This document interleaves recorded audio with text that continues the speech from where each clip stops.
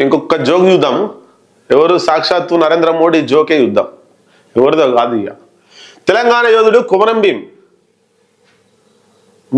ఏదో మళ్ళా దేంట్లో ఈ తెలంగాణలో పుల్లబెట్టిండు. తెలంగాణ ఇప్పటిదాకా బ్రిటిష్కి సంబంధించి వ్యతిరేకంగా పోరాడి 200 సంవత్సరాలు దాదాపు భారతదేశాన్ని పరిపాలించి ఈస్ట్ ఇండియా కంపెనీతో వ్యాపారం పేరుతో వచ్చినటువంటి తెల్లదొరలను బ్రిటిష్ వారిని గడగడలాడించి వాళ్ళ నుండి స్వాతంత్రాన్ని మనం తెచ్చుకోగలిగినాం ఆగస్టు 15th. మరి దాంట్లో ఆర్ఎస్ఎస్ పాత్ర శూన్యం. పనిచేస్తే ఒకరిద్దరు పనిచేసారు కానీ ఆర్ఎస్ఎస్ పేరుతో పనిచేయలే. వాళ్ళు వ్యక్తిగతంగా పనిచేసి ఆర్ఎస్ఎస్ వాళ్ళు కమిట్మెంట్ చేసాయి, మీరు అలా పోతారగానే మళ్ళా వెనక్కి వచ్చారు.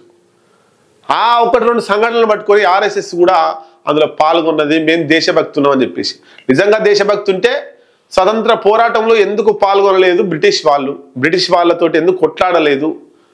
ఎందుకు బ్రిటిష్ వాళ్ళకి లొంగిపోయారు? సావర్కర్ బ్రిటిష్ వాళ్ళకి ఎందుకు లొంగిపోయిండు? బ్రిటిష్ వాళ్ళకు లొంగిపోయి ఇటు మనకు వ్యతిరేకంగా పనిచేసిండు. అట్లాంటానే ఇవాళ దేశానికి హీరో అయిండు. ఆయన అట్లా చూపెడుతున్నారు బీజేపీ వాళ్ళు.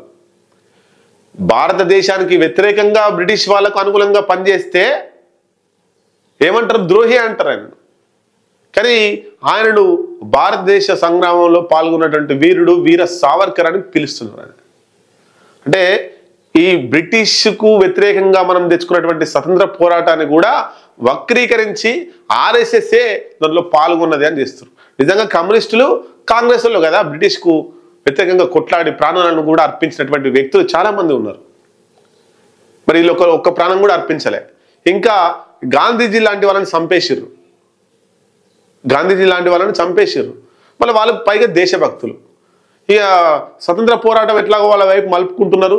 దానికి వ్యతిరేకంగా పోరాటం సామాజికవేత్తలు అందరూ కూడా చేస్తున్నారు. ఎక్కడికక్కడ ఈ సోషల్ మీడియాలో కౌంటర్ వస్తూనే ఉంది. పెట్రోలియం శాఖ మొన్న జరిగినటువంటి 15th ఆగస్టుకు సంబంధించి పెట్రోలియం శాఖ స్వాతంత్ర దినోత్సవ శుభాకాంక్షలు అని వేసి ఒక పోస్టర్ రిలీజ్ చేసింది. దాంట్లో భగత్ సింగ్, రాజ్గురు, సుఖ్దేవ్, గాంధీజీ లాంటి పేర్లు వేసి దాంట్లో పైన అందరి పైన వీర సావర్కర్ ఫోటో వేసారు. వీరుడు కాదు కానీ సావర్కర్ ఫోటో వేసారు. అంటే అందరూ ఏమనుకోవాలి? సావర్కర్ కూడా దీంట్లో పాల్గొనడం అనుకోవాలి. అంటే వక్రీకరించేటువంటి ప్రయత్నం మెల్లమెల్లగా చేస్తుంది. స్వతంత్ర పోరాటం అట్లా వక్రీకరించే ప్రయత్నం చేస్తుంది. ఇప్పుడు తెలంగాణ మీద పడ్డారు. తెలంగాణ సాయుధ పోరాటాన్ని కూడా వక్రీకరించడానికి నరేంద్ర మోడీ గారు మన దేశ ప్రధానమంత్రి ఏలు పెట్టిండి. ఇక ఏమంటుంది చూడండి, తెలంగాణ యోధుడు కొమరం భీం మెల్లగా ఏలుపెట్టి ఏం చేస్తారంటే ఈ తెలంగాణ సాయుధ పోరాటంలో కూడా ఆర్ఎస్ఎస్ వాళ్ళు పాల్గొన్నారు. కమ్యూనిస్టులు పాల్గొనలే, కాంగ్రెస్ వాళ్ళు పాల్గొనలే. ఎవరి పోరాటం కాదు, ఇది ఆర్ఎస్ఎస్ నడిపించింది. ముస్లింలను ఎలగొట్టడం కోసం ఆర్ఎస్ఎస్ రచించి ఆర్ఎస్ఎస్ పథకం ప్రకారమే ఇది కొనసాగింది. ఆర్ఎస్ఎస్తో సీక్రెట్గా కొమరం భీం మీటింగ్ పెట్టి అందులో ఉండేటువంటి ఎజెండా అంశాలనే నేను బయట ఫాలోఅప్ చేసిండు. కాబట్టి కొమరం భీం కూడా ఆర్ఎస్ఎస్ఏ అనేటువంటిది రాబోయే కాలంలో వక్రీకరణ వస్తుంది. చూద్దాం. తెలంగాణ యోధుడు కొమరం భీం బ్రిటిష్ వారి దోపిడీపై ఉద్యమించాడు. ఆ మహానుభావుడి నుంచి యువత ఎంతో నేర్చుకోవాలి.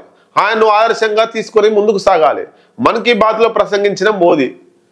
కొమరం భీము తెలంగాణ యోధుడు, స్వతంత్రంలో ఉద్యమంలో పనిచేసిండు అని చెప్తున్నారు. కాబట్టి ఇంకా రాబోయే కాలంలో ఏదో ఏలు పెట్టే ప్రయత్నం చేస్తున్నారు. ఇటు భారతదేశ స్వతంత్ర పోరాటాన్ని వక్రీకరించే ప్రయత్నం, ఇటు తెలంగాణ సాయుధ పోరాటాన్ని వక్రీకరించే ప్రయత్నం, ఇవన్నీ వక్రీకరించి ఆర్ఎస్ఎస్ వాళ్ళు బీజేపీ వాళ్ళే పాల్గొన్నారు అనేటువంటిది ఇంకా రాబోయే కాలంలో ఇట్లా వక్రీకరించడం కోసం ఈ ప్రయత్నాలు అన్ని. ఇన్ని రోజులు గుర్తులేంది కొమరం భీం ఇప్పుడెందుకు గుర్తుకొచ్చిండు అంటే ఏదో ఒకటి ఏ పోతురాళ్ళు